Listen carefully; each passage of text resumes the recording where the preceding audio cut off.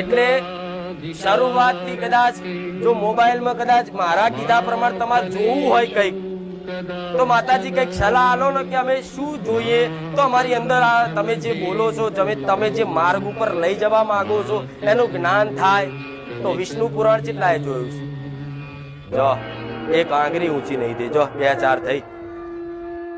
સિરિયલો બનાવી છે જૂની, એમાં જે નાટક ભજવ્યા છે ને એમાં હું મેલડી એવું કહું છું એ મારા રોમના મારા ભગવાનના આશીર્વાદ વગર ભજવાયા. એટલે ખાલી લખજો કે વિષ્ણુ પુરાણ. વિષ્ણુ પુરાણના પહેલા ભાગ તો પૃથ્વીની સૃષ્ટિની બ્રહ્માંડની ઉત્પત્તિ ક્યાંથી થઈ તોથી શરૂઆત બધું જ જ્ઞાન ખાલી વિષ્ણુ પુરાણના પહેલા ભાગથી અને છેલ્લા ભાગથી કદાચ જોઈ લે ને કોઈ વ્યક્તિ તો હું મેલડી એવું કહું છું.